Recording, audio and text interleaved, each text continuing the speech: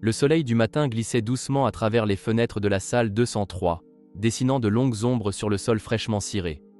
L'air sentait le neuf, un mélange étrange de peinture fraîche et de produits citronnés. Les rires des élèves résonnaient dans les couloirs.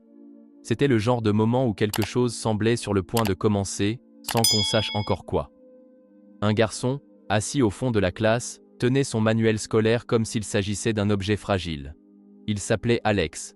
Son regard passait doucement d'un coin à l'autre de la pièce. Les affiches colorées aux messages motivants. Les casiers d'un bleu trop vif. Les chaises qui grinçaient un peu trop. Tout lui semblait différent ici. Ce n'était pas juste une nouvelle école. C'était un tout nouveau monde. Il avait passé du temps à bien se coiffer ce matin-là. Ses mèches, soigneusement torsadées, brillaient sous la lumière, comme pour rappeler l'amour et la patience de sa grand-mère. « Tu es magnifique, mon chéri », avait-elle murmuré en lui caressant les cheveux la veille. Ces mots flottaient encore dans sa tête, comme un petit bouclier invisible. Mais ce que personne dans cette salle ne savait, pas même les professeurs, c'est que le nouveau principal de l'école, M. Richardson, était le père d'Alex. Un secret. Un accord entre père et fils. Restez discret, au moins pour quelques semaines. Fais-toi des amis pour qui tu es, pas pour qui je suis, lui avait dit son père en nouant sa cravate devant le miroir ce matin-là. Peu à peu, les élèves entraient, parlant fort de leurs vacances, retrouvant leur groupe d'amis. Alex, lui, resta calme, les mains sur son cahier vide, attendant. Il se demandait s'il allait réussir à se faire une place ici. Puis, la porte claqua. Une femme mince, aux cheveux gris tirés en chignon, entra d'un pas sec. Elle s'appelait Madame Thompson. Un simple regard suffit pour comprendre qu'elle ne souriait pas souvent. Quand elle appela le nom d'Alex, il sentit un léger flottement. Un silence, presque imperceptible, mais qu'il capta. Ses yeux s'arrêtèrent sur lui un peu plus longtemps que sur les autres. Et ce regard, froid, comme un courant d'air qui traverse sans prévenir. Alex tenta de rester concentré, d'être parfait. Il levait la main, participait, faisait tout pour rester discret mais exemplaire. Et pourtant, il sentait que quelque chose n'allait pas. Heureusement, à la pause déjeuner, un garçon au sourire facile s'assit à côté de lui. Il s'appelait David. Ils parlèrent de jeux vidéo, de leur matière préférée, du concours de sciences à venir. Et, pendant un instant, Alex crut que tout irait bien. Peut-être même qu'il allait aimer cette école. Mais lorsqu'il retourna en classe, il sentit ce même regard revenir. Celui de Madame Thompson. Il ne savait pas encore pourquoi elle le fixait ainsi. Il ne savait pas que ce simple regard allait tout changer.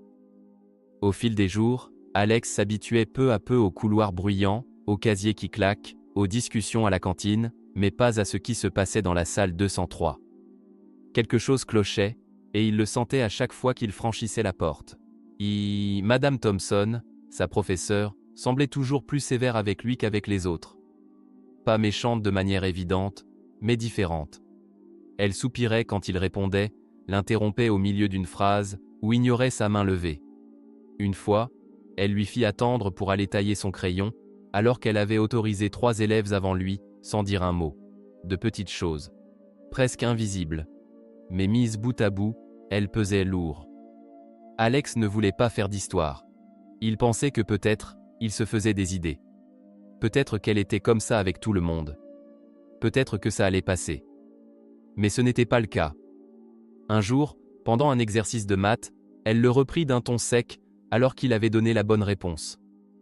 Un peu plus tard, une autre élève se trompa 2 fois de suite. Et là, la voix de Madame Thompson devint douce comme du miel.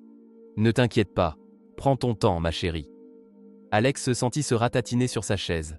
Il baissa les yeux sur sa feuille, comme pour s'y cacher. Et les autres élèves commencèrent à remarquer. David, son ami, fronça les sourcils pendant un cours, puis lui chuchota à la récréation. « Elle est plus dure avec toi, non ?» Alex haussa les épaules. Il ne voulait pas répondre. Il ne voulait surtout pas que ça se sache. Parfois, il avait envie d'en parler à son père. Il passait devant le bureau du principal tous les matins. Il voyait son père en réunion, ou le croisant dans les couloirs, toujours souriant, attentif, fier. Mais Alex gardait le silence.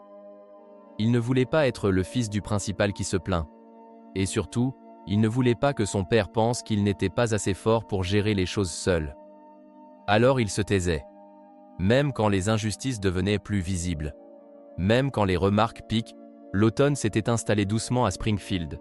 Les feuilles tombaient en tourbillons dans la cour, les élèves commençaient à porter des pulls, et la lumière dorée des après-midi baignait la salle 203 d'un calme presque trompeur. Mais ce calme n'existait que dehors. À l'intérieur, Alex se sentait de plus en plus mal à l'aise. Les remarques de Madame Thompson devenaient plus tranchantes. Les injustices, plus fréquentes. Elle semblait guetter ses moindres gestes, toujours prête à le reprendre ou à lui faire sentir qu'il n'était pas à sa place. Les autres professeurs n'étaient pas aveugles, mais rares étaient ceux qui osaient intervenir. Sauf un. Monsieur Chen, le professeur de sciences, avait remarqué quelque chose. Parfois, il passait devant la classe de Madame Thompson sans raison apparente. Une autre fois, il entra au milieu d'un cours, prétextant avoir besoin d'un morceau de craie. À chaque fois, l'ambiance dans la salle changeait, comme si sa simple présence rappelait à Madame Thompson qu'elle n'était pas seule à voir ce qui se passait. Il ne disait rien, mais ses regards bienveillants posés sur Alex valaient bien plus que des mots. C'était un adulte qui voyait, qui comprenait, et qui ne fermait pas les yeux.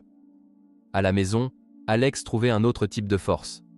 Sa grand-mère, toujours douce mais ferme, lui parlait souvent de ceux qui s'étaient abattus avant lui. « Tu portes l'histoire de ceux qui n'ont jamais baissé la tête », disait-elle en lui tressant les cheveux avec soin. Ces gestes-là, simples et répétés, construisaient en lui une armure invisible, faite d'amour et de courage. Et puis, un mercredi après-midi, tout bascula. C'était pendant le cours d'art plastique. Les élèves découpèrent du papier pour préparer les décorations de la fête d'automne. L'ambiance était calme, joyeuse. Alex, concentré, travaillait sur des citrouilles en papier orange.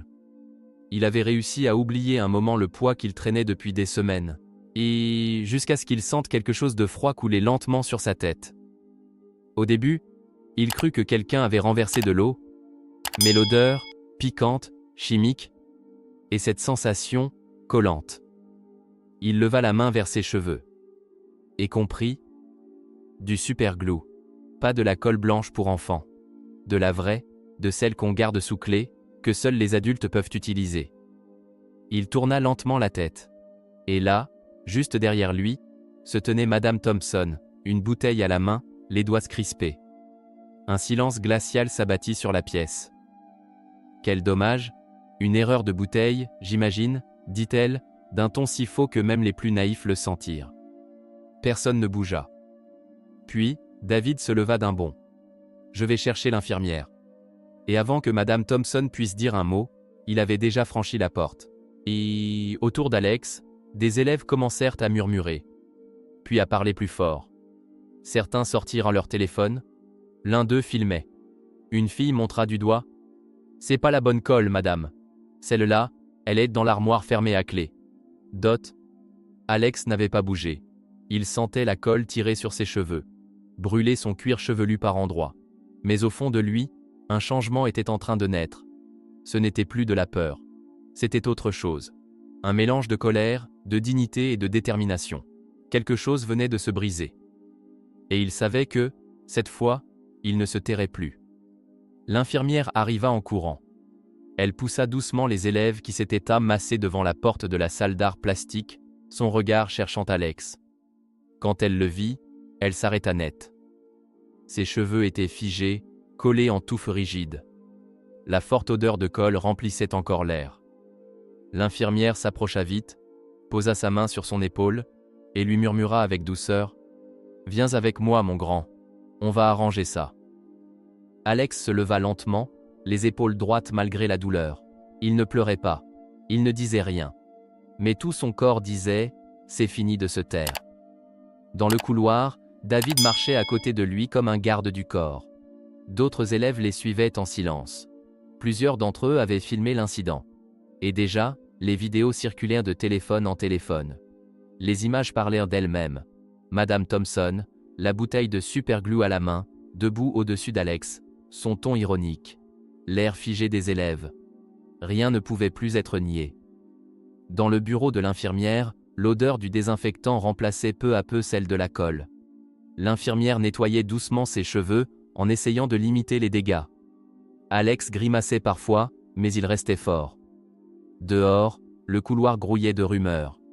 Les professeurs passaient, les visages tendus. Les élèves parlaient bas mais avec des yeux brillants. Quelque chose d'inédit venait de se produire. Un mur de silence venait de tomber. Madame Thompson, elle, restait dans la salle d'art plastique, figée. Des élèves l'avaient confrontée. Ce n'était pas un accident, avait lancé Amy, d'une voix claire. Tu as pris la clé, on t'a vu.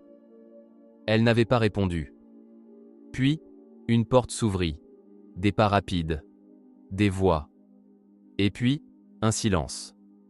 Le principal Richardson venait d'entrer dans le bureau de l'infirmière. Il s'arrêta net en voyant Alex. Son fils. Ses yeux balayèrent de la scène. Les cheveux collés, le flacon posé sur le bureau, les visages bouleversés. Il comprit en un regard. Son visage se contracta, brièvement. Mais il respira un grand coup, reprit sa posture droite, et parla d'une voix calme, mais vibrante. « Merci, Madame Baker. Monsieur Chen, veuillez prévenir le district, et Madame Thompson, qu'on l'emmène dans mon bureau, immédiatement. » Il se tourna alors vers Alex, et posa doucement une main sur son épaule. « Je suis là maintenant. » Un silence total. Tout le monde venait d'apprendre la vérité. Alex était le fils du principal. Madame Thompson, blême, fut escortée hors de la salle. Elle ne disait plus rien. Elle savait. L'école entière savait. Et les premières réactions ne tardèrent pas. Les parents commencèrent à arriver, alertés par des messages, des vidéos, des appels paniqués. Certains exigèrent de parler à la direction. D'autres voulaient porter plainte. La communauté se réveillait, d'un coup. Ce n'était plus une histoire de petites injustices. C'était devenu un scandale. Et au milieu de tout cela, Alex, les cheveux encore collants, releva la tête. Il avait vécu une humiliation terrible. Mais il n'était plus seul. Il n'était plus invisible. Une semaine après l'incident, la grande salle du conseil scolaire était pleine à craquer. Parents, enseignants, élèves, journalistes, tous attendèrent de savoir ce qui allait se passer. Les murs eux-mêmes semblaient tendus, comme s'ils savaient que quelque chose d'important allait se jouer ici. Alex était assis au premier rang, entouré de ses parents. Sa mère lui tenait la main. Son père, le principal Richardson, restait droit, le visage fermé. À côté d'eux, sa grand-mère avait posé un bras protecteur derrière lui, comme une barrière invisible. Alex portait un bonnet doux, cachant les blessures que la colle avait laissées sur son cuir chevelu. Mais ce qu'il portait surtout, c'était une nouvelle force dans le regard. Il n'était plus celui qui restait en silence. Devant eux, les membres du conseil scolaire feuilletaient des dossiers épais. Le dossier de Madame Thompson, désormais bien rempli. Plainte après plainte. Incident après incident. Des voix du passé étaient ressorties de l'ombre. D'anciens élèves étaient venus raconter leurs propres blessures, remarques humiliantes, injustices répétées, notations injustifiées. Et tous ces récits pointaient vers la même personne. Quand vint le moment de parler, Alex se leva. Chut, la salle devint silencieuse. Même les caméras cessèrent de bouger. Il parla simplement, sans colère, sans haine. Il raconta ce qu'il avait vécu. L'injustice du quotidien. Les silences pesants. La honte qu'on essaie d'avaler. Et le moment où tout avait éclaté. Il parle aussi de ceux qui l'avaient soutenu. David, Amy, les autres élèves. Monsieur Chen, chez grand-mère, son père. Je n'ai pas voulu devenir un symbole, dit-il. Je voulais juste qu'on me laisse apprendre comme les autres. Un murmure d'émotion traversa la salle. Puis, sa mère prit la parole. Puis son père. Puis d'autres parents. Puis des enseignants. Le mur du silence, déjà fissuré, s'effondra totalement. À la fin de la réunion, la décision fut rendue. Madame Thompson fut renvoyée. Sa licence d'enseignante suspendue. Une enquête plus large allait être ouverte. Mais ce n'était pas tout. Le district annonça une série de réformes. Création de comités d'élèves sur la diversité, formations obligatoires pour les enseignants, procédures de signalement renforcées, protection renforcée des élèves. Ce n'était pas juste une punition. C'était un début. Dans les jours qui suivirent, quelque chose d'inattendu se produisit. Des élèves de toute l'école commencèrent à porter leurs cheveux différemment, en hommage à Alex. Des posters apparurent dans les couloirs. Chaque élève compte. Chaque voix mérite d'être entendue. Un mouvement naissait, naturellement, autour de lui. Et même si Alex n'avait jamais demandé ça, il en comprit l'importance. Il devint un visage, une voix. Et il sut, au fond de lui, que tout ce qu'il avait vécu n'avait pas été pour rien. Le printemps avait redonné des couleurs à Springfield Middle School. Les murs avaient été repeints, les couloirs étaient décorés de fresques réalisées par les élèves. Mais les vrais changements ne se voyaient pas toujours. Ils se ressentaient. Les rires dans la cour étaient plus libres, les regards plus ouverts. L'école n'était plus tout à fait la même. Et Alex non plus. 6 mois après ce jour qui avait tout fait basculer, il marchait dans les couloirs avec assurance. Ses cheveux, restaurés avec soin par une amie de sa grand-mère, brillaient sous la lumière. Des mèches soignées, tressées, pleines d'histoire. Les regards qu'on lui lançait maintenant n'étaient plus ceux de la pitié, mais du respect. Il était devenu un élève écouté, apprécié. Pas pour ce qu'il avait vécu, mais pour ce qu'il en avait fait. Tous les jeudis, il animait un petit atelier dans la bibliothèque, Histoire et héritage des coiffures à travers le monde. Ce n'était pas un simple club. C'était un espace de découverte, de partage. Des élèves de tous âges venaient y apprendre, poser des questions, raconter leurs propres traditions. Même des enseignants assistaient parfois en silence. Au conseil des élèves, Alex avait proposé une idée simple. Une journée de célébration des cultures, une fois par mois. L'idée avait été adoptée à l'unanimité. Le collège de Springfield était devenu un modèle. Des écoles voisines venaient observer ce qu'ils avaient mis en place. Les ateliers, les systèmes d'écoute, les actions de prévention. Le district scolaire s'était transformé, inspiré par une histoire qui avait commencé dans une simple salle de classe. Et un matin, lors d'une grande assemblée en plein air, c'est Alex qu'on invita à parler. Il se leva, le micro à la main. Autour de lui, les élèves l'écoutaient en silence. Ses anciens professeurs, des parents, des membres du conseil. Il prit une inspiration. Ce qui m'est arrivé était injuste. Mais je ne suis pas seul. Beaucoup vivent des injustices en silence. Ce qu'on a appris ici, c'est que le silence ne protège personne. Mais que quand on se lève ensemble, on peut changer les choses. Vraiment. Il marqua une pause, puis termina d'une voix claire. Chaque voix compte. Chaque histoire mérite d'être entendue. L'applaudissement qui suivit ne ressemblait pas à un simple encouragement. C'était un écho. Un engagement. Alors que le soleil illuminait le visage d'Alex, et que les bourgeons des arbres frémissaient au vent, Springfield Middle School brillait comme un symbole. Un endroit où les erreurs du passé avaient laissé place à un avenir plus juste. Et au cœur de tout ça, se tenait un garçon qui avait osé rester debout.